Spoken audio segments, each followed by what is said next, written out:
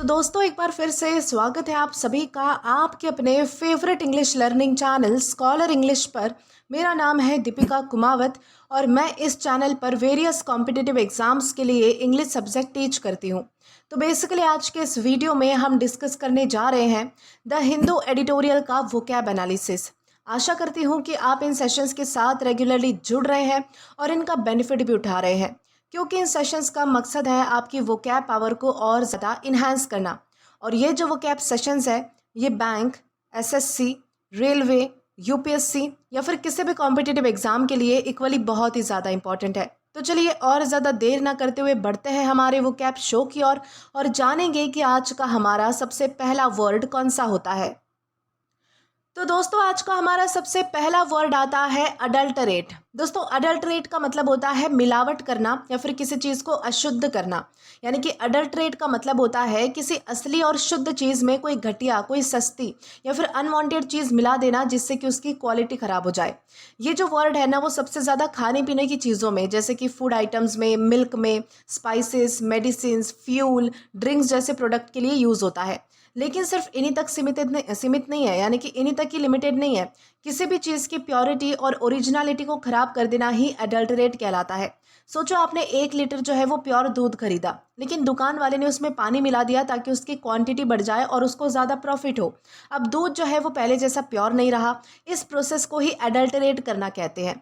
इसी तरह अगर मान लीजिए कि हनी में यानी कि शहद में कोई शुगर सिरप मिला दे, यानी कि चीनी का थोड़ा सा पानी मिला दे, शक्कर का पानी, या फिर घी में जो है वो कोई सस्ता सा ऑयल मिला दे, हल्दी में कोई आर्टिफिशियल कलर मिला दे, तो इन सारे प्रोडक्ट को क्या कहा जाएगा? अडल्टरेट कहा जाएगा, क्योंकि इनमें जो है वो मिलावट की गई है। मतलब कि इन चीज़ों को क्या बना दिया गया है, तो और भी ज़्यादा चीप, और भी ज़्यादा जो है वो मतलब कि घटिया क्वालिटी का बना दिया गया है। तो मिलावट करके इन्हें बेसिकली ऐसा किया गया है, तो इसे हम क्या कहेंगे? अडल्टरेट का नाम उसे कहेंगे। दोस्तों ध्यान रखना है कि अडल्टरेट का फोकस सिर्फ मिक्स करना नहीं है, बल्कि ऐसा मिक्स करना है जो क्वालिटी को गिरा दे या फिर प्रोडक्ट को इम्प्योर बना दे, तो उसे हम कहते हैं अडल्टरेट करना। यानी कि सिंपल वर्ड्स में आपको इतना ध्यान रखना है कि अडल्टरेट का मतलब होता है किसी असली चीज़ में मिलावट करके उसकी क्वालिटी जो है वो ख़राब कर देना। दोस्तों इसी तरीके से हमारे पास कुछ और भी एग्जाम्पल्स है जिनसे आपको जो है वो ये वर्ड और भी मतलब कि अच्छे से समझने में आसानी होगी। तो हमारे पास सबसे पहला एग्जाम्पल है the shopkeeper adulterated the milk with water. मतलब कि दुकान वाले ने दूध में क्या कर दिया? तो पानी मिला दिया। दूध की जो प्योरिटी है वो ख़राब हो गई और क्वालिटी भी कम हो गई, इसलिए यहाँ पर हमने जो है वो अडल्टरेटेड यूज़ किया है। इसके बाद है some sellers adulterate spices to earn more profit. मतलब कि कुछ जो मतलब कि बेचने वाले होते हैं, दुकानदार होते हैं, सेलर्स, वो ज़्यादा पैसा कमाने के लिए मसालों में मिलावट कर देते हैं।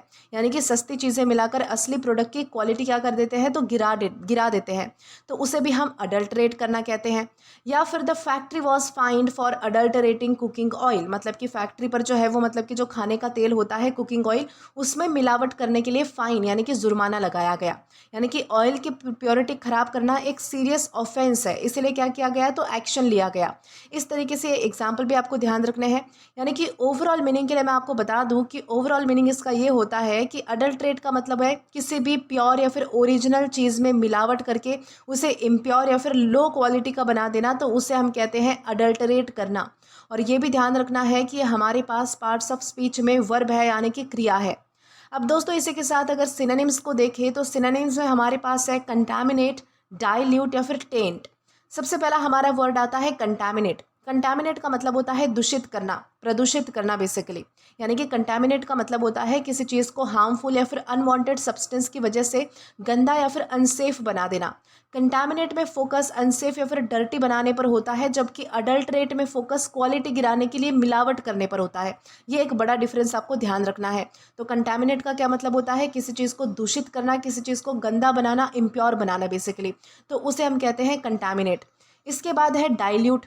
दोस्तों डाइल्यूट का मतलब होता है किसी लिक्विड में और लिक्विड मिलाकर उसकी स्ट्रेंथ या फिर कॉन्सेंट्रेशन कम कर देना। यानी कि दोस्तों हर डाइल्यूट जो है वो अडल्ट्रेट नहीं होता है, लेकिन अगर जानबूझकर क्वालिटी गिराने के लिए डाइल्यूट किया जाए किसी चीज़ को, तो वो अडल्ट्रेट बन सकता है। यानी कि डाइल्यूट में जो है वो किसी वाटरी सब्सटेंस में ही कोई दूसरा वाटरी सब्सटेंस जो है वो मिलाया जाता है और उसमें जो है वो मिलावट की जाती है बेसिकली। तो ये चीज़ आपको ध्यान रखनी है कि डाइल्यूट का मतलब क्या होता है। इसके बाद हमारा तीसरा वर्ड है टेंट। दोस्तों टेंट का मतलब होता है किसी चीज़ को इम्प्योर, स्पॉइल्ड यानी कि खराब या फिर मॉरली खराब बना देना। टेंट जो है वो फिजिकल और फिगरेटिव दोनों सेंस में यूज़ होता है, जबकि अडल्ट्रेट ज़्यादातर फिजिकल प्रोडक्ट की मिलावट के लिए यूज़ हो सकता है। ठीक है, तो ये चीज़ आपको ध्यान रखनी है कि टेंट का मतलब होता है किसी चीज़ को इम्प्योर बना देना, स्पॉइल बना देना या फिर मॉरली ख़राब कर देना। यानी कि मॉरली कैसे, तो मॉरली मतलब कि आपका अगर कैरेक्टर ख़राब है तो आपका कैरेक्टर कैसा है, तो टेंट है यानी धब्बेदार है, दागदार है। तो इस तरीके से भी हम जो है वो टेंट का यूज़ कर सकते हैं मॉरली और फिजिकली भी। लेकिन अडल्ट्रेट हम कब यूज़ करते हैं, हम ज़्यादा तो फिजिकली यूज़ करते हैं, चीज़ों के लिए यूज़ करते हैं अडल्ट्रेट का। जब किसी चीज़ में मतलब कि मिलावट की जाती है तो उसके लिए हम अडल्ट्रेट यूज़ करते हैं। तो ये डिफरेंस भी आपको समझते हुए चलना है ताकि आपको पता चल सके कि कौन सा वर्ड हम कब यूज़ कर सकते हैं। दोस्तों ये सारे हमारे सिनोनिम्स हो गए, जिसमें हमने कंटामिनेट, डाइल्यूट और टेंट जैसे वर्ड पढ़े हैं। अब एंटोनिम्स की तरफ आए तो एंटोनिम में हमारे पास अगेन 3 वर्ड है, प्यूरिफाई, रिफाइन या फिर प्रिजर्व। दोस्तों प्यूरिफाई का मतलब होता है किसी चीज़ से गंदगी या फिर अनवांटेड चीज़ें हटाकर उसे शुद्ध बनाना। ये अडल्ट्रेट का डायरेक्ट अपोजिट है। प्यूरिफाई का क्या मतलब होता है, बेसिकली शुद्ध करना, किसी चीज़ को प्योर करना, उसे हम प्यूरिफाई करना कहते हैं। दूसरा हमारा वर्ड आता है रिफाइन। रिफाइन का मतलब होता है किसी चीज़ की क्वालिटी को और भी ज़्यादा बेटर और क्लीनर बनाना, यानी कि क्वालिटी गिराना नहीं बल्कि और ज़्यादा इम्प्रूव करना, जितनी है उससे भी ज़्यादा इम्प्रूव करना, तो उसे हम कहते हैं रिफाइन करना। तीसरा हमारा वर्ड है प्रिजर्व। प्रिजर्व का मतलब होता है किसी चीज़ की ओरिजिनलिटी और क्वालिटी को वैसे ही मेंटेन रखना जैसी कि वो पहले से थी। प्रिजर्व करना यानी कि एक तरीके से उसे बचाना, बेसिकली उसे जो है वो मतलब कि संभालना या फिर सुरक्षित रखना, जैसी वो है उसी स्टेट में उसे जो है वो आखिर तक चलाना, तो उसे हम प्रिजर्व कहते हैं। यानी कि इसमें कोई मिलावट या फिर कोई डैमेज होने का सेंस नहीं आता है। प्रिजर्व मतलब कि वो जैसे स्टेट में है वैसे ही उसे जो है वो मतलब कि मेंटेन करके रखना, तो उसे हम कहते हैं प्रिजर्व। तो ये सारे क्या है, हमारे एंटोनिम्स है, जिसमें हमने प्योरीफाई, रिफाइन और प्रिजर्व जैसे वर्ड देखे हैं। अब दोस्तों अगर इसके एग्जाम्पल की बात की जाए तो एग्जाम्पल में हमारे पास एक सेंटेंस है, unscrupulous manufacturers sometimes adulterate food products to increase their profits. अब यहाँ पर हमारे पास सेंटेंस में अनस्क्रपलस एक और मतलब कि भारी सा वर्ड आ गया है, इसका मीनिंग भी समझना ज़रूरी है। ये भी एक आपके लिए जो है वो वोकैब का वर्ड हो जाएगा। दोस्तों अनस्क्रपलस का मतलब होता है डिसऑनेस्ट, जो बेईमान होते हैं, जो मतलब कि धोखेबाज होते हैं, लोगों के साथ जो है वो मतलब कि बुरा करते हैं अपने फ़ायदे के लिए, तो उन्हें हम जो है वो अनस्क्रपलस कह सकते हैं। तो इस सेंटेंस का मतलब क्या है कि कुछ डिसऑनेस्ट मैन्युफैक्चरर्स, यानी कि कुछ जो मतलब कि ऐसे व्यापारी है, कुछ ऐसे मतलब कि मैन्युफैक्चरर्स है अनस्क्रपलस यानी कि डिसऑनेस्ट, जो ज़्यादा प्रॉफिट कमाने के लिए फूड प्रोडक्ट्स में यानी कि खाने पीने की चीज़ों में मिलावट कर देते हैं। इस मिलावट की वजह से प्रोडक्ट की असली क्वालिटी और प्योरिटी क्या हो जाती है, तो गिर जाती है, यानी कि ख़राब हो जाती है। और इसी एक्शन को अडल्ट्रेट कहा जाता है, यानी कि अडल्ट्रेट कहते हैं। तो इस तरीके से आपको ध्यान रखना है कि अडल्ट्रेट यानी क्या है और कैसे हम इसका अलग अलग सेंटेंसेस में यूज़ कर सकते हैं। इसी के साथ हम आगे बढ़ेंगे हमारे अगले वर्ड की ओर। तो दोस्तों इसके बाद हमारा अगला वर्ड आता है रिपेल। दोस्तों रिपेल का मतलब होता है निरस्त करना, रद्द करना, समाप्त करना, स्पेशली किसी कानून को या फिर किसी नियम को, यानी कि किसी लॉ को। रिपेल का मतलब होता है किसी लॉ, किसी रूल, किसी पॉलिसी या फिर ऑफिशियल ऑर्डर को ऑफिशियली कैंसिल कर देना या फिर उसे हटा देना ताकि वो आगे वैलिड ना रहे। ये जो वर्ड है वो नॉर्मल चीज़ों के लिए यूज़ नहीं होता है, जैसे अगर हम कुछ भी कैंसिल कर दे या फिर कुछ भी करें तो उसके लिए हम ये वर्ड यूज़ नहीं कर सकते हैं। इसका ज़्यादातर यूज़ जो है वो कानून के लॉज के लिए, यानी कि ये जो मतलब कि नियम होते हैं, कानून होता है, गवर्नमेंट रूल्स होते हैं, एक्ट्स होते हैं, रेगुलेशंस और ऑफिशियल पॉलिसीज़ होती है ना, उनके लिए यूज़ होता है। मान लो कि एक मतलब कि सरकार ने कोई नया रूल बनाया है, कोई नया मतलब कि लॉ, कानून बनाया है। कुछ साल बाद पता चला कि वो जो लॉ है, यानी कि वो जो कानून है, वो लोगों के लिए सही नहीं है या फिर उसकी अब ज़रूरत नहीं रही। तो ऐसे में अगर गवर्नमेंट उस लॉ को, उस कानून को ऑफिशियली हटा देती है तो हम क्या कहेंगे, द लॉ वॉज रिपील्ड। तो इस तरीके से हम जो है वो मतलब कि रिपील इस वर्ड का यूज़ कर सकते हैं। सिंपल वर्ड्स में आपको ध्यान रखना है कि किसी लॉ या फिर किसी रूल को ऑफिशियली ख़त्म कर देना, उसे कहा जाता है रिपील करना। उसी तरीके से हमारे पास कुछ और भी एग्जांपल्स है जिनको मतलब कि समझकर आपको ये जो वर्ड है वो अच्छे से समझ आ जाएगा। तो हमारे पास सबसे पहला एग्जांपल आता है, the government repealed the old traffic law. मतलब कि गवर्नमेंट ने जो है वो पुराना जो मतलब कि ट्रैफिक सिस्टम का जो लॉ था, जो कानून बनाए थे ट्रैफिक को लेकर, उनको जो है वो ऑफिशियली हटा दिया। अब वो जो लॉ है, अब वो जो कानून है वो वैलिड नहीं है और लोगों को उसे फॉलो करने की ज़रूरत भी नहीं है, इस तरीके से। या फिर हम कहेंगे the outdated policy was repealed after public criticism. मतलब कि लोगों की कंप्लेंट्स के बाद पुरानी पॉलिसी को ऑफिशियली कैंसिल कर दिया गया, यानी कि पॉलिसी को पूरी तरीके से हटा दिया गया, सिर्फ चेंज नहीं किया गया, यानी कि उसमें बदलाव नहीं किए गए, बल्कि उस पॉलिसी को ही मतलब कि पूरी तरीके से वैनिश कर दिया गया, हटा दिया गया। या फिर हम कह सकते हैं many people demanded that the unfair rule be repealed. मतलब कि बहुत लोग चाहते थे कि अनफेयर रूल को ऑफिशियली ख़त्म कर दिया जाना चाहिए। यानी कि लोग उसमें सिर्फ चेंज नहीं चाहते थे, बल्कि उस रूल को ही पूरी तरीके से रिमूव करना चाहते थे। रिपील का मतलब होता है कि ना सिर्फ चेंज करना, उसमें सिर्फ मतलब कि बदलाव ना करना, बल्कि उसे पूरी तरीके से ही हटा देना। किसी लॉ को, किसी रूल को, ऑफिशियल पॉलिसी को लीगल तरीके से कैंसिल कर देना, वैनिश कर देना, ख़त्म कर देना, तो उसे हम क्या कहते हैं? रिपील करना हम उसे कहते हैं। और ये भी ध्यान रखना है कि ये हमारे पास पार्ट्स ऑफ स्पीच में वर्ब है, यानी कि क्रिया है। अब दोस्तों सिनोनिम्स की तरफ आए तो हमारे पास 3 वर्ड्स है, रिवोक, रेसिन या फिर अबॉलिश। सबसे पहला हमारा वर्ड आता है रिवोक। दोस्तों रिवोक का मतलब होता है किसी परमिशन, लाइसेंस, ऑर्डर या फिर डिसीजन को ऑफिशियली वापस ले लेना या फिर कैंसिल कर देना। रिवोक ज़्यादातर लाइसेंस, परमिशन या फिर अथॉरिटी के लिए यूज़ होता है, जबकि रिपील खास तौर पर लॉज और रूल्स के लिए यूज़ होता है। तो ये डिफरेंस आपको ध्यान रखना है। रेसिंड का मतलब होता है किसी ऑफिशियल एग्रीमेंट, कॉन्ट्रैक्ट या फिर डिसीजन को ऑफिशियली कैंसिल कर देना। रेसिंड जो है वो कॉन्ट्रैक्ट और एग्रीमेंट के लिए कॉमन है, जबकि रिपील्स किसके लिए है? हमने पढ़ा लॉज और एक्ट के लिए। इसका डिफरेंस भी आपको ध्यान रखना है। अबॉलिश का मतलब होता है किसी सिस्टम, किसी लॉ, प्रैक्टिस या फिर इंस्टीट्यूशन को हमेशा के लिए ख़त्म कर देना। अबॉलिश जो है वो परमानेंट एंडिंग का एक स्ट्रॉन्ग आइडिया है, जबकि रिपील जो है वो स्पेशली लीगल प्रोसेस के थ्रू लॉ को रिमूव करने के लिए यूज़ होता है। तो आपको जो है वो इनके डिफरेंस समझते हुए चलना है। दोस्तों ये सारे हमारे क्या थे? तो सिनोनिम्स थे, जिसमें हमने रिवोक, रेसिंड और अबॉलिश जैसे वर्ड्स देखे हैं। अब अगर बात की जाए इसके एंटोनिम की, तो एंटोनिम में हमारे पास अगेन 3 वर्ड्स है, इनैक्ट, इंट्रोड्यूस या फिर इस्टैब्लिश। इनैक्ट का मतलब होता है नए लॉ को ऑफिशियली पास करके लागू करना, इम्प्लीमेंट करना बेसिकली। ये रिपील का जो है वो सबसे डायरेक्ट अपोजिट है। आपको ध्यान रखना है कि इनैक्ट का क्या मतलब होता है कि किसी रूल को लागू करना, तो उसे हम इनैक्ट कहते हैं।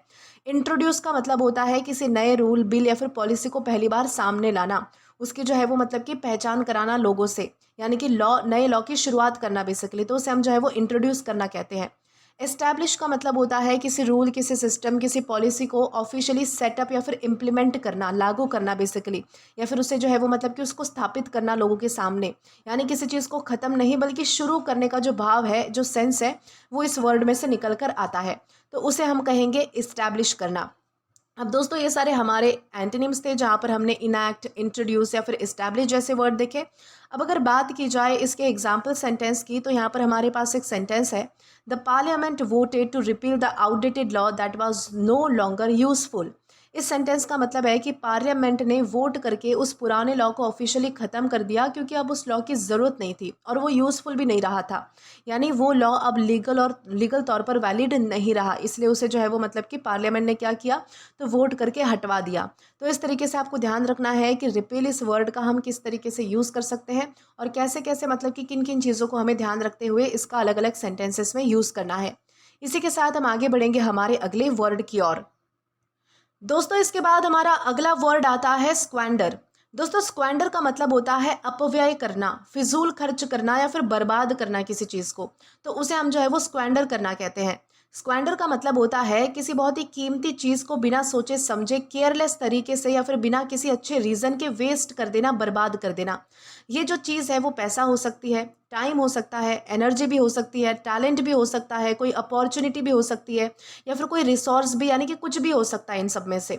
तो जब हम बिना सोचे समझे ऐसी चीज़ों को वेस्ट कर देते हैं, तो हम तब क्या कर रहे होते हैं? तो स्क्वैंडर कर रहे होते हैं।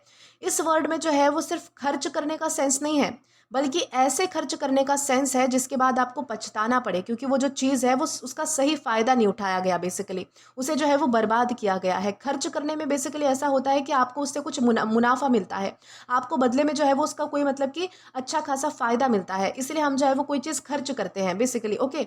लेकिन इसमें क्या है कि आपने वो चीज़ जो है वो ऐसी खर्च की है कि ना ही तो आपको उसका कोई मुनाफा मिला है, ना ही कोई फ़ायदा मिला है, बल्कि वो चीज़ अब क्या हो चुकी है?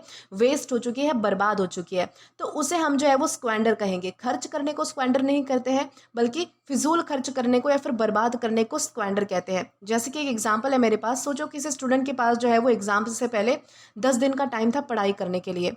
अगर वो पढ़ाई करने के बजाय पूरा टाइम मोबाइल में या फिर वीडियो गेम्स में जो है वो अपना टाइम उड़ा दे या फिर निकाल दे, तो उसने क्या किया है, तो अपना टाइम जो है वो स्क्वेंडर कर दिया है बेसिकली, यानी कि टाइम क्या किया है उसने, बर्बाद कर दिया है या फिर खर्च कर दिया है इस तरीके से। या फिर मान लीजिए कि किसी को अच्छी खासी सैलरी मिलती है, लेकिन वो बिना ज़रूरत के हर दिन महंगी शॉपिंग करता है, पार्टीज़ में जो है वो पैसा उड़ा देता है। तो इस सिचुएशन में वो क्या कर रहा है, तो अपना मनी यानी कि अपना जो पैसा है वो स्क्वेंडर कर रहा है। तो इस तरीके से आपको ध्यान रखना है कि जो चीज़ इंपॉर्टेंट थी उसे बिना सोचे समझे बर्बाद कर देना, उसे हम स्क्वेंडर कहते हैं। यानी कि स्क्वेंडर का मतलब होता है किसी वैल्यूएबल चीज़ को फालतू में बर्बाद कर देना, उड़ा देना। तो उसे हम क्या कहेंगे, स्क्वेंडर कहेंगे। उसी तरीके से हमारे पास कुछ और भी एग्जाम्पल्स है डेली लाइफ से रिलेटेड। जैसे कि हम कह सकते हैं, he squandered all his salary on unnecessary shopping, मतलब कि उसने अपनी पूरी सैलरी, पूरी तनख्वाह बिना ज़रूरत की शॉपिंग में यानी कि बिना ज़रूरत की चीज़ों में उड़ा दी। पैसा किसी यूज़फुल काम में यूज़ नहीं हुआ है यहाँ पर, इसलिए यहाँ पर स्क्वेंडर यूज़ हुआ है। ओके, अगर कोई काम की चीज़ में यूज़ हुआ होता तो हम जो है वो मतलब कि कुछ और बोलते, लेकिन यहाँ पर फिजूल खर्च हुआ है, इसलिए हम क्या बोलेंगे, स्क्वेंडर कहेंगे, क्योंकि उसने पैसा क्या किया है, तो बिना ज़रूरत की चीज़ों में उड़ा दिया है। इसके बाद है, don't squander your time on meaningless activities, मतलब कि अपना टाइम बेकार की चीज़ों में वेस्ट मत करो, बर्बाद मत करो। टाइम बहुत ही वैल्यूएबल होता है, उसे जो है वो केयरलेस तरीके से वेस्ट करना क्या कहलाता है, तो स्क्वेंडर कहलाता है। यानी कि टाइम की कीमत आपको पता होनी चाहिए, उसे जो है वो बर्बाद नहीं करना चाहिए, इस तरीके का सेंस यहाँ से निकल कर आता है। तीसरा हमारा सेंटेंस है, she squandered a great opportunity by refusing the job offer, मतलब कि उसने जॉब ऑफर ठुकरा कर एक बहुत ही अच्छा मौका, अपॉर्चुनिटी गवा दी। यानी कि यहाँ पर जो है वो पैसा नहीं बल्कि अपॉर्चुनिटी वेस्ट हुई है, बर्बाद हुई है, बेसिकली उसका फ़ायदा नहीं उठाया उसने, तो वो क्या हो गई, तो स्क्वेंडर हो गई। यानी कि सिंपल वर्ड्स में ओवरऑल मीनिंग के लिए आपको बस इतना ध्यान रखना है कि स्क्वेंडर का मतलब होता है पैसा, टाइम, टैलेंट या फिर कोई भी वैल्यूएबल यानी कि कोई भी कीमती चीज़ को बिना सोचे समझे वेस्ट कर देना, तो उसे हम क्या कहते हैं, उसे हम स्क्वेंडर करना कहते हैं। और ये भी ध्यान रखना है कि हमारे पास पार्ट्स ऑफ स्पीच में वर्ब है यानी कि क्रिया है। अब अगर सिनोनिम्स की बात की जाए तो सिनोनिम में हमारे पास है वेस्ट, मिसयूज या फिर लैविश। दोस्तों सबसे पहला हमारा वर्ड आता है वेस्ट। वेस्ट का मतलब होता है किसी चीज़ को बिना फायदे के बर्बाद कर देना। वेस्ट एक जनरल वर्ड है, जबकि स्क्वेंडर केयरलेस और एक्सेसिव वेस्ट को दिखाता है। ओके, ये सब भी आपको ध्यान रखना है। दूसरा हमारा वर्ड है मिसयूज। मिसयूज का मतलब होता है किसी चीज़ का गलत तरीके से, गलत पर्पस के लिए यूज़ करना, किसी चीज़ का जो है वो गलत तरीके से यूज़ करना। हर मिसयूज दोस्तों स्क्वेंडर नहीं होता, लेकिन जब गलत यूज़ की वजह से वैल्यूएबल चीज़ बर्बाद हो जाए, तब जो है वो वहाँ पर स्क्वेंडर ये जो वर्ड है वो फिट बैठता है। तीसरा हमारा वर्ड है लैविश।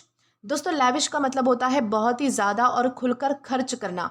लैविश क्या है, अब डिफरेंस समझते हैं दोस्तों। लैविश हमेशा नेगेटिव नहीं होता, लेकिन जब ज़रूरत से ज़्यादा खर्च करके चीज़ बर्बाद हो तब वो जो है वो स्क्वेंडर बन जाता है। ठीक है, तो ये चीज़ें आपको ध्यान रखनी है। तो यहाँ पर हमने सिनोनिम्स में क्या पढ़ा, वेस्ट, मिसयूज और लैविश जैसे वर्ड्स पढ़े हैं। अब एंटोनिम की तरफ आए तो एंटोनिम में हमारे पास है सेव, कंजर्व या फिर प्रिजर्व। दोस्तों सेव का मतलब होता है कि किसी चीज़ को बचाना, बेसिकली संभाल कर रखना, पैसा, रिसोर्सेज को फ्यूचर के लिए जो है वो हम क्या करते हैं, संजो कर रखते हैं, संभाल कर रखते हैं, तो उसे हम सेव करना कहते हैं, बचाना कहते हैं। ये स्क्वेंडर का जो है वो डायरेक्ट अपोजिट है।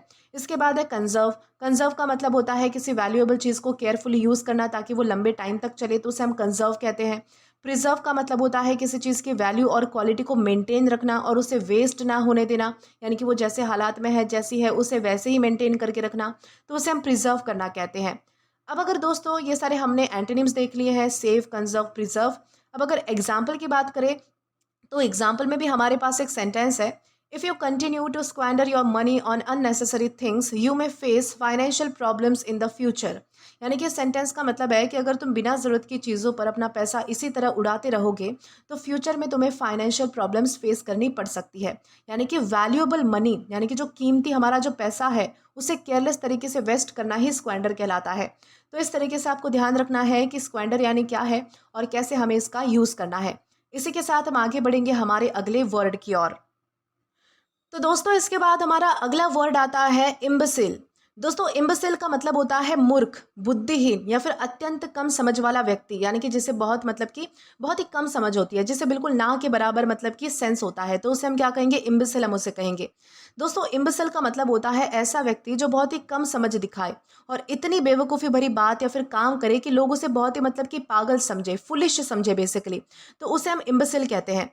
आज की मॉडर्न इंग्लिश में इम्बेसिल जो है वो ज़्यादातर इंसल्ट या फिर स्ट्रॉन्ग क्रिटिसिज्म के रूप में यूज़ होता है।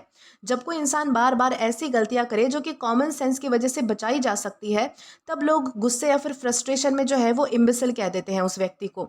दोस्तों, इंपॉर्टेंट बात आपको ये समझनी है कि पहले के टाइम में जो है वो इम्बेसिल एक मेडिकल टर्म के रूप में यूज़ होता था, लेकिन अब ये मेडिकल टर्म नहीं रहा। आज के टाइम में इसे जो है वो किसी की मेंटल कंडीशन डिस्क्राइब करने के लिए हम यूज़ नहीं कर सकते।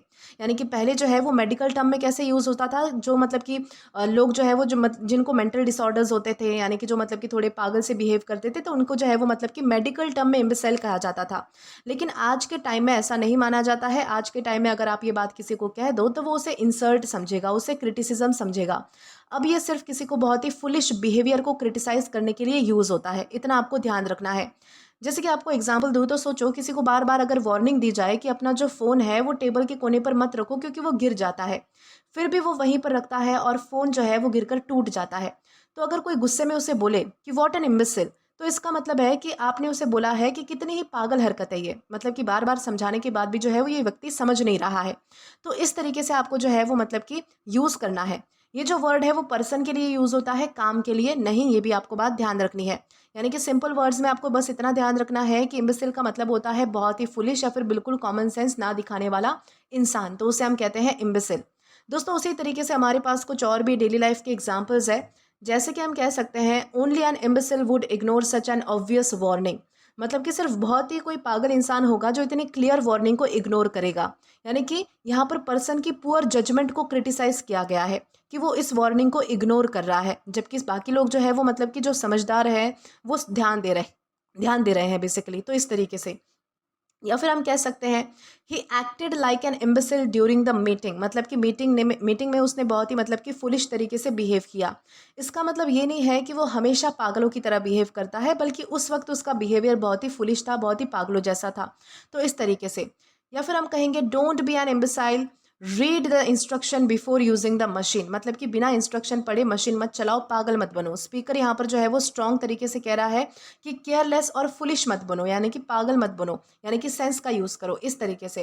यानी कि ओवरऑल मीनिंग के लिए आपको बस इतना ध्यान रखना है कि इम्बेसिल का मतलब होता है ऐसा व्यक्ति जो बहुत ही फुलिश जजमेंट या फिर कॉमन सेंस की कमी दिखाए, तो उसे हम कहते हैं इम्बेसिल। और ये भी ध्यान रखना है कि हमारे पास पार्ट्स ऑफ स्पीच में नाउन है। अब अगर दोस्तों बात की जाए इसके सिनोनिम्स की, तो सिनोनिम में हमारे पास 3 वर्ड्स हैं, इडियट, फूल या फिर सिंपलटन। सबसे पहला वर्ड आता है इडियट। इडियट का मतलब होता है बहुत ही फुलिश इंसान, बहुत ही पागल इंसान। इडियट और इम्बेसिल दोनों स्ट्रॉन्ग इंसर्टिंग वर्ड्स हैं। मॉडर्न इंग्लिश में इडियट जो है वो ज़्यादा कॉमन है, जबकि इम्बेसिल थोड़ा फॉर्मल और ओल्ड फैशन लग सकता है, ठीक है। अगर हम फूल की बात करें तो फूल का मतलब होता है ऐसा इंसान जो बिना सोचे समझे गलत डिसीजन ले या फिर फुलिश बिहेवियर दिखाए, ओके। फूल को फूल की इंटेंसिटी इम्बिसाइल से थोड़ी कम होती है बेसिकली, ओके, ये भी आपको ध्यान रखना है। इसके बाद है सिंपलटन। सिंपलटन का मतलब होता है ऐसा इंसान जो बहुत ही ईजिली दूसरों की बातों में आ जाए या फिर बहुत ही सिंपल और मतलब कि कम समझ वाला लगे, यानी कि बेसिकली उसे पागल बनाया जा सकता है, तो उसे हम सिंपलटन कहते हैं। सिंपलटन में बेसिकली मासूमियत का आइडिया भी हो सकता है, जबकि इम्बिसाइल में स्ट्रॉन्ग क्रिटिसिज्म होता है, तो ये आपको ध्यान रखना है। तो ये सारे हमारे क्या है, तो सिनोनिम्स है जहाँ पर हमने इडियट, फूल और सिंपलटन जैसे वर्ड्स देखे हैं। अब दोस्तों अगर बात की जाए इसके एंटोनिम्स की, तो एंटोनिम्स में हमारे पास अगेन 3 वर्ड्स है, जीनियस, इंटेलेक्चुअल या फिर सेज। सबसे पहला हमारा वर्ड आता है जीनियस। जीनियस का मतलब होता है बहुत ही एक्स्ट्रा ऑर्डिनरी इंटेलिजेंस वाला इंसान। ये इम्बिसाइल का स्ट्रॉन्ग अपोजिट है। इंटेलेक्चुअल का मतलब होता है ऐसा व्यक्ति जो डीप थिंकिंग करता है, नॉलेज और मतलब कि अंडरस्टैंडिंग उसकी अच्छी है, तो उसे हम कहेंगे इंटेलेक्चुअल, यानी कि जो पढ़ा लिखा है, समझदार है, बुद्धिमान है, तो उसे इंटेलेक्चुअल कहा जाता है।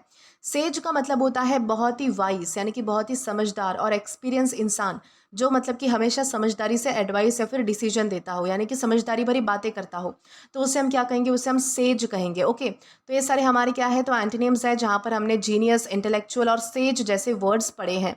अब दोस्तों अगर इसके एग्जाम्पल की बात की जाए, तो एग्जाम्पल में यहाँ पर हमारे पास एक सेंटेंस है, only an imbecile would waste such a golden opportunity without even thinking. यानी कि सेंटेंस का मतलब है कि इतना अच्छा मौका बिना एक बार सोचे ही गवा देना बहुत ही फुलिश डिसीजन है, कोई पागल ही होगा जो ऐसा करेगा। स्पीकर कह रहे हैं कि सिर्फ बहुत ही फुलिश इंसान ही ऐसी गलती करेगा। यहाँ इम्बिसाइल का यूज़ इस व्यक्ति की पुअर जजमेंट को स्ट्रांगली क्रिटिसाइज करने के लिए हमने यूज़ किया है। तो ये बात आपको ध्यान रखनी है, और ये भी ध्यान रखना है कि कैसे हम जो है वो अलग अलग सेंटेंसेस में इसका यूज़ कर सकते हैं। इसी के साथ हम आगे बढ़ेंगे हमारे अगले वर्ड की ओर। तो दोस्तों इसके बाद हमारा अगला वर्ड आता है एक्सुबरेंस। दोस्तों एक्सुबरेंस का मतलब होता है उत्साह, उमंग या फिर जोश से भरपूर यानी कि अवस्था, तो उसे हम कहेंगे एक्सुबरेंस। यानी कि एक्सुबरेंस का मतलब होता है बहुत ज़्यादा एनर्जी, बहुत ज़्यादा एक्साइटमेंट, हैप्पीनेस और एंथुजियाज्म से भरा हुआ होना। जब किसी इंसान के अंदर इतनी ज़्यादा एनर्जी और पॉजिटिविटी हो कि उसके बिहेवियर, बात और एक्शंस में वो क्लियरली झलके, क्लियरली दिखे, तो उस फीलिंग को हम एक्सुबरेंस कहते हैं। दोस्तों ये सिर्फ जो है वो खुश होने की बात नहीं होती है, बल्कि एक्सुबरेंस में एनर्जी, एक्साइटमेंट, हैप्पीनेस, कॉन्फिडेंस सब एक साथ होते हैं। मान लीजिए कि एक स्टूडेंट है, उसने अपना ड्रीम कॉलेज जो है वो क्लियर कर लिया है। रिजल्ट देखते ही वो खुशी के मारे उछल पड़ता है, सबको कॉल करता है, उसके चेहरे पर स्माइल रुक ही नहीं रही है और उसके अंदर जो है वो एक अलग ही लेवल की एनर्जी है। तो दोस्तों ये जो है, ये सब जो है वो सिर्फ नॉर्मल हैप्पीनेस नहीं है, ये एक्सुबरेंस है। इसी तरीके से जब छोटे बच्चे पार्क में खेलते हैं, दौड़ते हैं, हंसते हैं, तो उनके अंदर जो है वो एंडलेस एनर्जी होती है। उसी बिहेवियर को कहा जाता है एक्सुबरेंस, यानी कि इतना जोश कि वो नेचुरली सबको नजर आ जाए, तो उसे हम क्या कहेंगे, एक्सुबरेंस हम उसे कहेंगे। यानी कि एक्सुबरेंस का मतलब होता है बहुत ज़्यादा जोश, एक्साइटमेंट और खुशी। उसी तरीके से हमारे पास कुछ और भी एग्जाम्पल्स है, जैसे कि हम कह सकते हैं the children ran around with great exuberance, मतलब कि बच्चे बहुत ही जोश और एक्साइटमेंट के साथ इधर उधर दौड़ रहे थे। उनकी एनर्जी और हैप्पीनेस क्लियरली दिख रही थी, बेसिकली उनके चेहरे से, उनके हाव भाव से, उनके एक्शन से। इस तरीके से आपको ध्यान रखना है। या फिर हम कहेंगे her exuberance after winning the competition inspired everyone, मतलब कि कंपटीशन जीतने के बाद उसका जो एक्साइटमेंट और जोश है, उसको देखकर सब लोग मोटिवेट हो गए। यहाँ पर सिर्फ खुशी नहीं थी, बल्कि एनर्जी और इंथुजियाज्म भी दिख रहा था। इस तरीके से आपको यानी कि इसका यूज़ करना है। या फिर हम कह सकते हैं the crowd welcome the singer with exuberance, मतलब कि भीड़ ने जो है वो सिंगर का बहुत ही जोश और एक्साइटमेंट के साथ वेलकम किया, स्वागत किया। यानी कि लोग जो है वो सिंगर के लिए बहुत ही एक्साइटेड थे, एनर्जेटिक लग रहे थे। इस तरीके से आपको जो है वो यूज़ करना है। आई होप आपको जो है वो एक्सुबरेंस का मीनिंग समझ आ गया है। एक्सुबरेंस मतलब होता है बहुत ज़्यादा एनर्जी, एक्साइटमेंट, हैप्पीनेस और इंथुजियाज्म की फीलिंग होना। इतनी ज़्यादा एक्साइटमेंट होना, इतनी ज़्यादा एनर्जी होना आप में, हैप्पीनेस की, कि वो आपके चेहरे से, आपके एक्शन से, आपके हाव भाव से खुलकर मतलब कि दिख जाए फिजिकली, तो उसे हम कहते हैं एक्सुबरेंस। और ये भी ध्यान रखना है कि हमारे पास पार्ट्स ऑफ स्पीच में नाउन है। अब दोस्तों अगर बात की जाए इसके सिनोनिम की, तो सिनोनिम में हमारे पास है एंथुजियाज्म, विवासिटी या फिर एक्सिलरेशन। सबसे पहला हमारा वर्ड आता है एंथुजियाज्म। एंथुजियाज्म का मतलब होता है किसी काम को करने का स्ट्रॉन्ग एक्साइटमेंट या फिर इंटरेस्ट होना। एंथुजियाज्म जो है वो किसी स्पेसिफिक एक्टिविटी के लिए भी यूज़ हो सकता है, जबकि एक्सुबरेंस में ओवरऑल पर्सनालिटी और एनर्जी दिखाई जाती है। तो ये आपको ध्यान रखना है। विवासिटी का मतलब होता है लाइवली, चीयरफुल और एनर्जेटिक नेचर। विवासिटी जो है वो किसी इंसान की नेचुरली एनर्जेटिक पर्सनालिटी को दिखाता है, जबकि एक्सुबरेंस किसी मोमेंट की स्ट्रॉन्ग एक्साइटमेंट भी हो सकती है। विवासिटी क्या है, तो मतलब कि किसी व्यक्ति में हमेशा से वो चीज़ है, वो उतना ही जो है वो एक्टिव है, एनर्जेटिक है, तो उस तरीके से। लेकिन जो एक्सुबरेंस है, वो पर्टिकुलर किसी मोमेंट को मतलब कि समझा सकता है कि इस टाइम पे वो जो व्यक्ति है वो बहुत ज़्यादा हैप्पी है, बहुत ज़्यादा एक्साइटेड है। इस तरीके से आपको ध्यान रखना है कि विवासिटी और एक्सुबरेंस में क्या फ़र्क है। तीसरा हमारा वर्ड है एक्सिलरेशन। एक्सिलरेशन का मतलब होता है किसी एक्साइटिंग एक्सपीरियंस की वजह से होने वाली बहुत ही ज़्यादा खुशी और थ्रिल। एक्सिलरेशन ज़्यादातर किसी इवेंट के बाद वाली एक्साइटमेंट होती है, जबकि एक्सुबरेंस एनर्जी और एंथुजियाज्म के ब्रॉडर आइडिया देती है इसका। ओके, तो ये आपको ध्यान रखना है कि एक्सिलरेशन क्या है। तो दोस्तों ये सारे हमारे हमने जो है वो मतलब कि सिनोनिम समझ लिए। एंटोनिम की तरफ आए तो एंटोनिम में हमारे पास है अपैथी, ग्लूम या फिर लेथार्जी। सबसे पहला हमारा वर्ड आता है अपैथी। अपैथी का मतलब होता है कि किसी भी चीज़ में इंटरेस्ट या फिर एक्साइटमेंट ना होना। ये एक्सुबरेंस का डायरेक्ट अपोजिट है। इसके बाद दूसरा वर्ड आता है ग्लूम। ग्लूम का मतलब होता है उदासी, लो मूड या फिर नेगेटिविटी से भरी हुई फीलिंग, तो उसे हम कहते हैं ग्लूम। एक तरीके से मतलब कि नाराज़गी होना, तो उसे हम ग्लूम कह सकते हैं। लेथार्जी का मतलब होता है बॉडी और माइंड में एनर्जी की कमी होना और कुछ करने का मन नहीं होना। लेथार्जी का मतलब एक तरीके से आप जो है वो मतलब कि आलसी, सुस्त, इस तरीके से समझ सकते हैं, तो उसे हम लेथार्जी कहते हैं। तो ये सारे हमारे क्या है, तो एंटोनिम्स है, जहाँ पर हमने अपैथी, ग्लूम और लेथार्जी जैसे वर्ड पढ़े हैं। अब दोस्तों अगर बात की जाए इसके एग्जाम्पल की, तो एग्जाम्पल में हमारे पास है the young entrepreneur spoke with such exuberance that everyone in the audience felt motivated. इस सेंटेंस का मतलब है कि एक जवान एंटरप्रेन्योर इतने जोश, कॉन्फिडेंस और एक्साइटमेंट के साथ बात कर रहा था, बोल रहा था, कि ऑडियंस के लोग भी मोटिवेट और एनर्जेटिक फील कर रहे थे। यहाँ पर एक्सुबरेंस उसकी पॉजिटिव एनर्जी और एंथुजियाज्म को शो करता है बेसिकली। तो आपको ये ध्यान रखना है कि किस तरीके से हम जो है वो एक्सुबरेंस इस वर्ड का यूज़ कर सकते हैं। इसी के साथ हम आगे बढ़ेंगे हमारे अगले वर्ड की ओर। तो दोस्तों इसके बाद हमारा अगला वर्ड आता है एंडियरमेंट। दोस्तों एंडियरमेंट का मतलब होता है स्नेह, यानी कि प्यार का भाव, दुलार भरा संबोधन जिसे हम कह सकते हैं, तो उसे हम जो है वो एंडियरमेंट कहते हैं। एंडियरमेंट का मतलब होता है प्यार, अफेक्शन और केयर दिखाने का एक तरीका। ये किसी के लिए जो है वो प्यार भरे वर्ड्स हो सकते हैं, स्वीट निकनेम हो सकते हैं, या फिर ऐसा बिहेवियर हो सकता है जिससे सामने वाले को स्पेशल और केयर्ड फील हो। जब हम जो है वो किसी अपने को डियर, स्वीट हार्ट, बडी, बेटा, जान, ये सारी चीज़ें मतलब कि प्यार से बुलाते हैं, यानी कि उनके नाम रखते हैं प्यार से, तो उन वर्ड्स को हम टर्म्स ऑफ एंडेयरमेंट कह सकते हैं। लेकिन एंडेयरमेंट जो है वो सिर्फ वर्ड्स तक ही लिमिटेड नहीं है, यानी कि किसी को निकनेम देने तक ही लिमिटेड नहीं है। किसी को प्यार से हग करना, किसी का ख्याल रखना, छोटी छोटी केयरिंग जेस्चर्स करना, तो ये सारे जो है वो एंडेयरमेंट यानी कि हो सकते हैं। यानी कि ये भी जो है वो मतलब कि एंडेयरमेंट दिखाने के तरीके हैं। यानी कि ऐसा कुछ करना जो सामने वाले को फील कराए कि वो जो व्यक्ति है वो आपके लिए स्पेशल है, तो उसे हम क्या कहेंगे, एंडेयरमेंट कहेंगे। यानी कि एंडेयरमेंट का मतलब होता है प्यार और केयर दिखाने का तरीका या फिर प्यार भरा नाम, उसे हम कहेंगे एंडियरमेंट। उसी तरीके से जो है वो हम और भी कुछ एग्जांपल्स देखेंगे, जैसे कि हमारे पास कुछ एग्जांपल्स है। जैसे कि हम कह सकते हैं his grandmother always called him champ as a term of endearment. इसका मतलब है कि उसकी दादी उसे हमेशा जो है वो प्यार प्यार से क्या बुलाती थी, तो चैम्प बुलाती थी। यहाँ पर चैम्प एक प्यार भरा निकनेम है, इसलिए इसे जो है वो टर्म ऑफ एंडियरमेंट कहा गया है।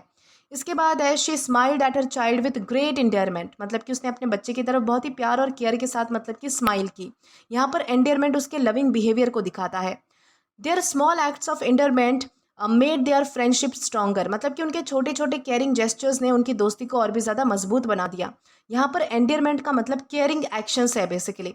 यानी कि ओवरऑल मीनिंग के लिए आपको इतना ध्यान रखना है कि एंडियरमेंट का मतलब होता है प्यार, अफेक्शन और केयर को वर्ड या फिर एक्शन के थ्रू एक्सप्रेस करना, तो उसे हम कहते हैं एंडियरमेंट। और ये भी ध्यान रखना है कि हमारे पास पार्ट्स ऑफ स्पीच में नाउन है।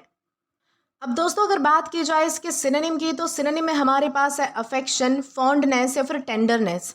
दोस्तों अफेक्शन का मतलब होता है किसी के लिए प्यार, केयर और इमोशनल अटैचमेंट फील करना, तो उसे हम जो है वो अफेक्शन कहते हैं।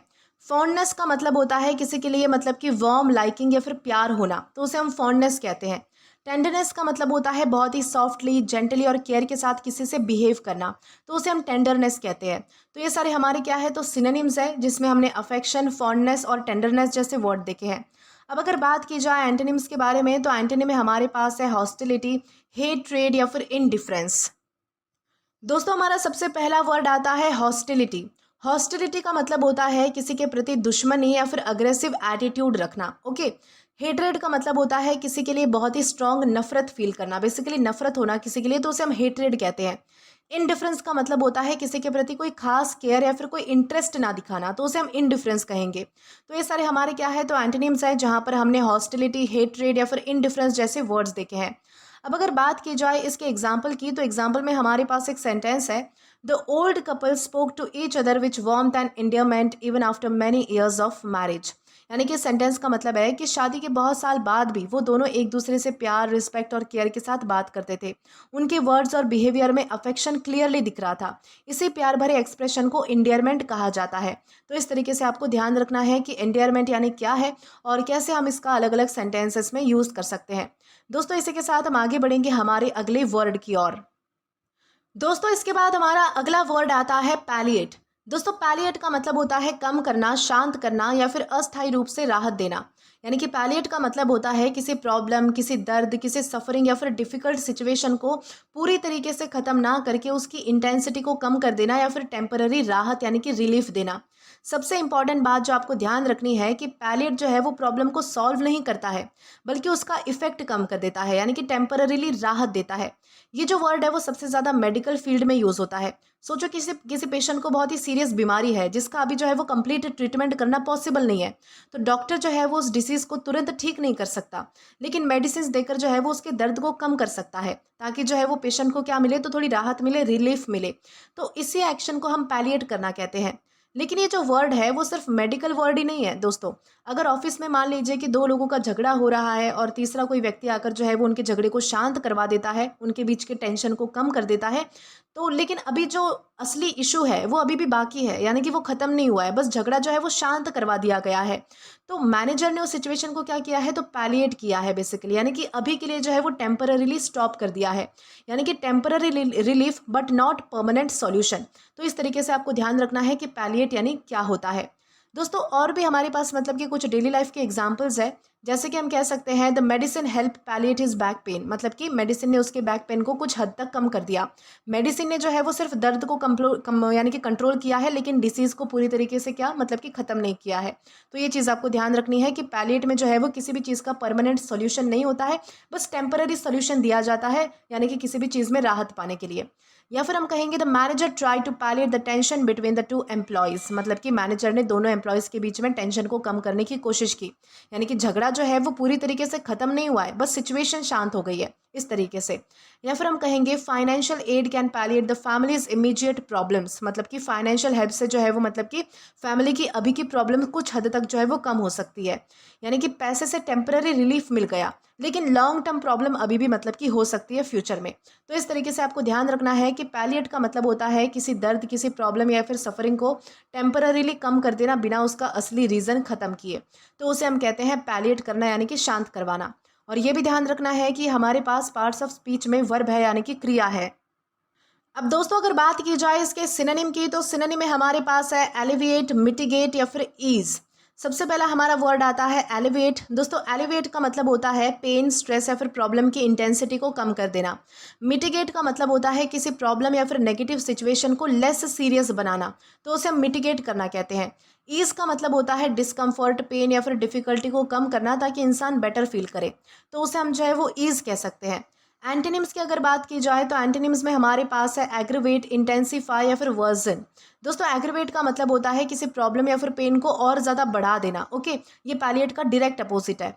इंटेंसिफाई का मतलब होता है किसी फीलिंग, किसी दर्द को या फिर किसी सिचुएशन को और भी ज़्यादा स्ट्रॉन्ग बना देना, और भी ज़्यादा गहरा बना देना, तो उसे हम जो है वो इंटेंसिफाई कहते हैं। या फिर वर्सन का मतलब होता है किसी कंडीशन को पहले से भी और ज़्यादा खराब कर देना, यानी कि वो जैसे थी उससे भी ज़्यादा और बिगाड़ देना, तो उसे हम वर्सन कहते हैं। ओके, तो ये सारे हमारे क्या है, तो एंटोनिम्स है।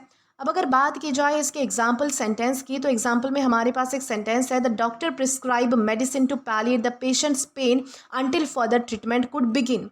यानी कि सेंटेंस का मतलब है कि डॉक्टर ने पेशेंट को ऐसी मेडिसिन दी जो उसके पेन को कुछ टाइम के लिए मतलब कि कम कर सके, उसके दर्द को जो है वो कुछ टाइम के लिए ठीक कर सके। ये मेडिसिन जो है वो डिसीज़ को पूरी तरीके से ठीक नहीं कर रही थी, सिर्फ पेशेंट को राहत दे रही थी जब तक प्रॉपर ट्रीटमेंट जो है वो शुरू नहीं किया जा सकता। ओके, इसी टेम्पररी रिलीफ देने को हम क्या कहेंगे, पैलिएट करना हम उसे कहेंगे। तो आपको ये चीज़ जो है वो ध्यान रखनी है कि कैसे हम जो है वो पैलिएट का यूज़ कर सकते हैं। इसी के साथ हम आगे बढ़ेंगे हमारे अगले वर्ड की ओर। दोस्तों इसके बाद हमारा अगला वर्ड आता है कन्फेडरेशन। दोस्तों कन्फेडरेशन का मतलब होता है संघ, महासंघ या फिर राज्य या फिर समूहों का संघ जिसे हम कह सकते हैं। यानी कि कन्फेडरेशन का मतलब होता है कई अलग अलग स्टेट्स, कंट्रीज, ऑर्गेनाइजेशन या फिर ग्रुप्स को मिलाकर एक बड़ी अलायंस या फिर यूनियन बनाना, जहां पर हर मेंबर अपनी अलग अलग आइडेंटिटी और काफ़ी हद तक अपनी इंडिपेंडेंस भी जो है वो मेंटेन रखता है। सिंपल लैंग्वेज में समझिए, सोचो 5 अलग अलग कंपनीज है, हर कंपनी जो है वो अपना खुद का काम करती है, अलग से अपने रूल्स फॉलो करती है, लेकिन एक बड़े प्रोजेक्ट के लिए सब मिलकर एक बड़ा सा ग्रुप बना लेती है ताकि एक दूसरे की हेल्प कर सके। यानी कि ऐसे टाइम पर वो क्या करती है, तो सब मतलब कि चारों पांचों जो कंपनी है वो एक साथ मिलकर काम करती है। दोस्तों ये ग्रुप जो है वो एक कॉन्फेडरेशन जैसा एग्जाम्पल है। इसी तरीके से जो है वो हिस्ट्री में कई कंट्रीज या फिर कई स्टेट ने जो है वो अपनी सेफ्टी के लिए, अपने ट्रेड के लिए यानी कि व्यापार के लिए, या फिर कुछ कॉमन गोल्स ऐसे थे जो उनको अचीव करने थे, तो उनके लिए उन्होंने क्या किया था, तो एक कन्फेडरेशन बनाई थी। यानी कि 4-5 कंट्रीज, 4-5 स्टेट्स मिलकर जो है वो एक मतलब कि महासंघ या फिर संघ बनाते थे। सबसे इंपॉर्टेंट पॉइंट आपको ये ध्यान रखना है कि कॉन्फेडरेशन में मेंबर्स अपनी इंडिपेंडेंस ज़्यादा मेंटेन रखते हैं। यानी कि कॉन्फेडरेशन का क्या मतलब होता है कि साथ भी है लेकिन अपनी पहचान भी अलग है, इस तरीके से। कॉन्फेडरेशन का सिंपल मतलब है कई इंडिपेंडेंट ग्रुप्स या फिर स्टेट्स का मिलाकर एक बड़ा सा अलायंस बनाना, तो उसे हम कहते हैं कॉन्फेडरेशन। अब दोस्तों उसी तरीके से हमारे पास कुछ और भी एग्जाम्पल्स हैं जिन्हें आप समझकर जो है वो इस वर्ड को और भी अच्छे से समझ पाओगे। जैसे कि हम कह सकते हैं several clubs form a confederation to organize a national event, मतलब कि कई क्लब्स ने मिलकर एक बड़ा सा ग्रुप बनाया ताकि नेशनल इवेंट वो ऑर्गेनाइज कर सके। यानी कि वैसे तो वो क्लब जो है वो मतलब कि अलग अलग काम करते हैं, लेकिन ऐसे टाइम पर यानी कि वो नेशनल इवेंट को ऑर्गेनाइज करने के लिए जो है वो उन्होंने क्या किया, तो एक मतलब कि अपना एक बड़ा सा ग्रुप बना लिया। या फिर हम कहेंगे the confederation work together to improve regional trade, मतलब कि अलग अलग मेंबर्स ने मिलकर ट्रेड को और भी बेटर बनाने के लिए काम किया। या फिर हम कहेंगे the small states created a confederation for mutual protection, मतलब कि छोटे छोटे स्टेट्स यानी कि राज्यों ने अपनी सिक्योरिटी के लिए मिलकर एक अलायंस बनाई। तो इस तरीके से आपको ध्यान रखना है कि कॉन्फेडरेशन का मतलब होता है इंडिपेंडेंट स्टेट्स या फिर ग्रुप्स का एक ऐसा अलायंस जो कॉमन गोल्स के लिए मिलकर काम करे लेकिन अपनी अलग अलग आइडेंटिटी भी बनाए रखे, तो उसे हम कहेंगे कॉन्फेडरेशन। और ये भी ध्यान रखना है कि हमारे पास पार्ट्स ऑफ स्पीच में नाउन है। अब दोस्तों अगर सिनोनिम की बात की जाए तो सिनोनिम में हमारे पास है अलायंस, कोएलिशन या फिर यूनियन। अलायंस का मतलब होता है दो या फिर दो से ज़्यादा ग्रुप्स, कंट्रीज या फिर ऑर्गेनाइजेशन का किसी कॉमन पर्पस के लिए पार्टनरशिप बनाना, तो उसे हम कहते हैं अलायंस। ओके। कोएलिशन का मतलब होता है अलग अलग ग्रुप्स का किसी स्पेसिफिक गोल या फिर इशू के लिए एक साथ आना। कोएलिशन जो है वो अक्सर टेम्पररी होती है जबकि कॉन्फेडरेशन कंपैरेटिवली लॉन्ग टर्म हो सकती है। ठीक है। यूनियन का मतलब होता है दो या फिर दो से ज़्यादा ग्रुप्स का एक साथ जुड़ना, तो उसे जो है हम वो यूनियन कहते हैं। तो ये सारे हमारे क्या है, तो सिनोनिम्स है जहाँ पर हमने अलायंस, कोएलिशन या फिर यूनियन जैसे वर्ड देखे हैं। अब अगर एंटोनिम की तरफ आए तो एंटोनिम में हमारे पास है डिवीजन, सेपरेशन या फिर डिसयूनियन। तो दोस्तों अगर डिवीजन के बारे में समझा जाए तो डिवीजन का मतलब होता है एक ग्रुप का अलग अलग पार्ट्स में टूट जाना। ये कॉन्फेडरेशन का अपोजिट इसीलिए है क्योंकि इसमें लोग जुड़ते नहीं हैं बल्कि अलग होते हैं। कॉन्फेडरेशन में जो है वो लोग एक साथ आते हैं, मिलते हैं, जुड़ते हैं। इसमें क्या होता है, डिवीजन में अलग होते हैं। सेपरेशन का भी मतलब होता है एक दूसरे से अलग हो जाना। डिसयूनियन का मतलब होता है यूनिटी का खत्म हो जाना और मेंबर्स का एक साथ ना रहना, यानी कि उनमें एक एकता ना होना बेसिकली, तो उसे हम कहते हैं डिसयूनियन। ओके। तो ये सारे हमारे क्या है, तो एंटोनिम्स है जिसमें हमने डिवीजन, सेपरेशन या फिर डिसयूनियन जैसे वर्ड्स देखे हैं। अब अगर बात की जाए इसके एग्जाम्पल की, तो एग्जाम्पल में हमारे पास एक सेंटेंस है, the independent states form a confederation to strengthen trade and defend their common interest. यानी कि सेंटेंस का मतलब है कि अलग अलग इंडिपेंडेंट स्टेट्स ने मिलकर एक कन्फेडरेशन बनाई ताकि वो ट्रेड को यानी कि व्यापार को बेटर बना सके और ज़रूरत पड़ने पर एक दूसरे की प्रोटेक्शन और कॉमन इंटरेस्ट के लिए साथ मिलकर काम कर सके। यानी कि हर स्टेट अपनी अलग अलग आइडेंटिटी भी मेंटेन कर रही थी और कॉमन गोल्स के लिए एक साथ काम भी कर रही थी। तो इस तरीके से आपको ध्यान रखना है कि ये जो वर्ड है हमारा कॉन्फेडरेशन, इसे हम किस तरीके से यूज़ कर पाएंगे। इसी के साथ हम आगे बढ़ेंगे हमारे अगले वर्ड की ओर। दोस्तों इसके बाद हमारा अगला वर्ड आता है कमोडियस। दोस्तों कमोडियस का मतलब होता है विशाल, सुविधाजनक या फिर पर्याप्त स्थान वाला, यानी कि ऐसी जगह जहाँ पर मतलब कि बहुत ज़्यादा स्पेस हो। यानी कि कमोडियस का मतलब होता है ऐसी जगह जो सिर्फ बड़ी ही ना हो बल्कि इतनी ज़्यादा स्पेशियस हो, इतनी ज़्यादा कंफर्टेबल हो कि वहाँ पर रहना, बैठना, काम करना आसान लगे और कन्वीनियंट लगे। ये जो वर्ड है वो अक्सर रूम्स के लिए, घरों के लिए, office, hall, car, library, hotel, ships, ऐसी प्लेसेस या फिर स्पेसेस के लिए यूज़ होता है। दोस्तों एक इंपॉर्टेंट डिफरेंस आपको याद रखना है, जैसे कि बिग जो है, बिग हम कब यूज़ करते हैं जब कोई किसी चीज़ का साइज़ बड़ा होता है। लार्ज हम कब यूज़ करते हैं जब किसी चीज़ का एरिया और साइज़ बड़ा होता है। लेकिन कमोडियस हम तब यूज़ करते हैं जब कोई चीज़ बड़ी भी है, कंफर्टेबल भी है, यूज़ करने में मतलब कि कन्वीनियंट भी है, तो उसे हम कहते हैं कमोडियस। मतलब कि अगर मान लीजिए कि कोई रूम है जो बहुत ही बड़ा है लेकिन उसमें सामान इतना ज़्यादा भरा हुआ है कि चलना मुश्किल है, तो उसे हम कमोडियस नहीं कह पाएंगे। लेकिन अगर कोई रूम स्पेशियस है, हवा अच्छी आती है, आसानी से मूवमेंट हो सकती है, बहुत ही मतलब कि खुली जगह है, वहाँ पर सब कुछ कंफर्टेबली अरेंज भी हो सकता है वहाँ पर, तो वो कमोडियस रूम है। ठीक है। यानी कि याद आपको रखना है कि ऐसी जगह जहाँ पर स्पेस की कमी ना हो और जहाँ पर रहना, बैठना, काम करना कंफर्टेबल लगे, तो ऐसी जगह को हम क्या कहेंगे, कमोडियस हम उसे कहेंगे। कमोडियस का मतलब होता है बड़ा, खुला और कंफर्टेबल जगह वाला। उसी तरीके से हमारे पास कुछ और भी एग्जाम्पल्स है, जैसे कि हम कह सकते हैं their new apartment is commodious and full of natural light. मतलब कि उनका जो नया अपार्टमेंट है वो काफ़ी बड़ा है, खुला है, कंफर्टेबल है और वहाँ पर जो है वो मतलब कि नेचुरल लाइट भी आसानी से आ सकती है। यानी कि सिर्फ साइज़ की बात नहीं हो रही है बल्कि अपार्टमेंट में रहना कितना कन्वीनियंट है, रहना कितना कंफर्टेबल है, इसकी भी बात यहाँ पर की जा रही है। या फिर हम कह सकते हैं the hotel provided commodious rooms for all the guest. मतलब कि होटल ने सब गेस्ट को बड़े बड़े और कंफर्टेबल रूम्स दिए, यानी कि रूम में अच्छा स्पेस था इसलिए गेस्ट इजीली और कंफर्टेबली वहाँ पर रह सकते थे। या फिर हम कहेंगे we need a commodious office for our growing team. मतलब कि हमें अपनी बढ़ती हुई टीम के लिए एक बड़ा और स्पेशियस ऑफिस चाहिए। यानी कि छोटा ऑफिस सबको एडजस्ट नहीं कर पाएगा, इसलिए कैसा चाहिए, तो हमें बड़ा चाहिए, बड़ी स्पेस वाला चाहिए जहाँ पर आराम से लोग जो है वो कंफर्टेबली काम कर सके। यानी कि ओवरऑल मीनिंग के लिए आपको इतना ध्यान रखना है कि कमोडियस का मतलब होता है ऐसी जगह जो स्पेशियस हो, कंफर्टेबल हो और यूज़ करने में जो है वो हमें आसान लगे, कन्वीनियंट लगे, तो उसे हम कहते हैं कमोडियस। दोस्तों साथ ही साथ आपको ये भी ध्यान रखना है कि हमारे पास पार्ट्स ऑफ स्पीच में एग्जेक्टिव है यानी कि विशेषण है। सिनोनिम्स की बात की जाए तो सिनोनिम्स में हमारे पास है स्पेशियस, रूमी या फिर एक्सपेंसिव। स्पेशियस का मतलब होता है जहाँ पर काफ़ी खुली जगह होती है और मूवमेंट जो है वो आसानी से की जा सकती है, तो उसे हम कहेंगे स्पेशियस। दूसरा हमारा वर्ड आता है रूमी। रूमी का मतलब होता है इतनी जगह होना कि लोग या फिर जो सामान है वो कंफर्टेबली वहाँ पर फिट हो जाए, तो उसे हम रूमी कहते हैं। एक्सपेंसिव का मतलब होता है बहुत बड़े एरिया में फैला हुआ होना, यानी कि ये जो वर्ड है एक्सपेंसिव, ये साइज को एम्फेसिस करता है, जबकि कमोडियस जो है वो प्रैक्टिकल कंफर्ट को भी हाईलाइट करता है। एक्सपेंसिव का मतलब सिर्फ साइज से होता है, ठीक है, ये आपको ध्यान रखना है। अब एंटीनिम्स की तरफ आए तो एंटीनिम में हमारे पास है क्रैम्प, कन्फाइन या फिर कॉम्पैक्ट। सबसे पहला हमारा वर्ड है क्रैम्प। क्रैम्प का मतलब होता है बहुत ही छोटी और तंग जगह जहाँ पर जो है वो मूवमेंट करना मुश्किल हो। ये जो है वो कमोडियस का सबसे मतलब कि डायरेक्ट एंटोनिम है, सॉरी अपोजिट है। ओके, कन्फाइन का मतलब होता है लिमिटेड स्पेस में या फिर मतलब कि बंद या फिर रिस्ट्रिक्टेड फील करना, यानी कि घुटन से फील करना। कन्फाइन का मतलब होता है जहाँ पर बहुत ही लिमिटेड जगह है, अगर वहाँ पर आप बैठोगे, काम करोगे, रहोगे तो आपको ऐसा लगेगा जैसे आपको किसी ने बांध दिया है, तो उस तरीके से जो है वो कन्फाइन का हम यूज़ कर सकते हैं। कॉम्पैक्ट का मतलब होता है बहुत ही छोटा होना, नियरली मतलब कि बहुत ही मतलब कि ऐसी जगह जहाँ पर बिल्कुल भी जगह नहीं है, यहाँ जहाँ पर बिल्कुल स्पेस नहीं है, नीटली अरेंज नहीं है बेसिकली, तो उसे हम क्या कहेंगे, बहुत ही छोटी जगह, उसे हम कॉम्पैक्ट कहेंगे।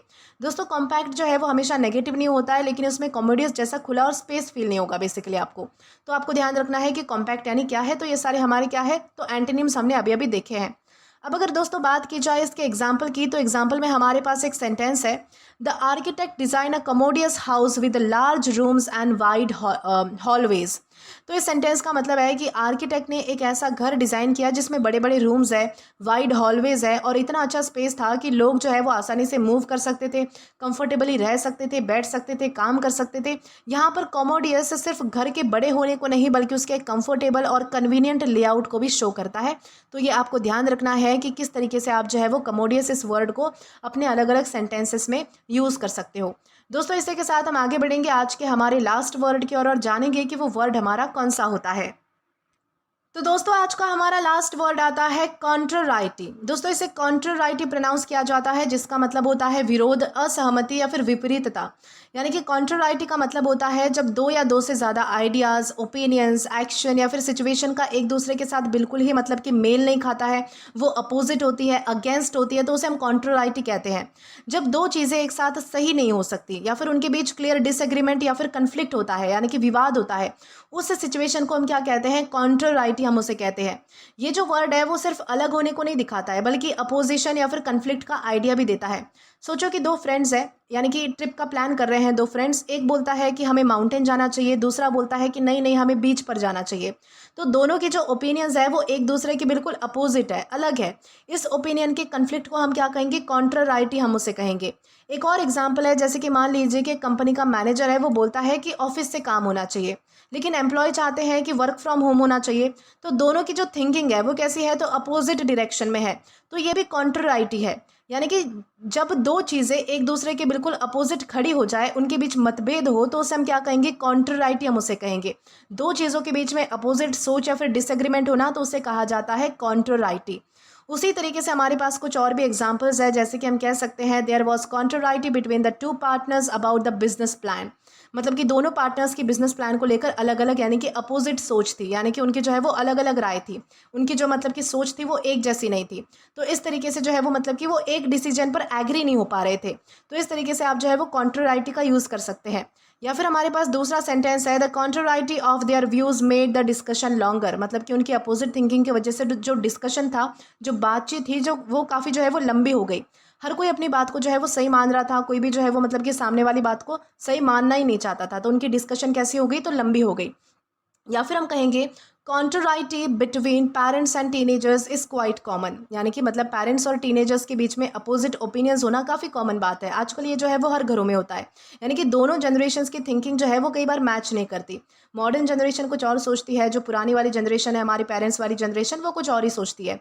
तो इस तरीके से यानी कि कॉन्ट्राराइटी का मतलब होता है जब दो आइडियाज़, दो ओपिनियंस, दो सिचुएशंस एक दूसरे के अपोजिट हो और डिसएग्रीमेंट दिखाए, तो उसे हम क्या कहेंगे, कॉन्ट्राराइटी हम उसे कहेंगे।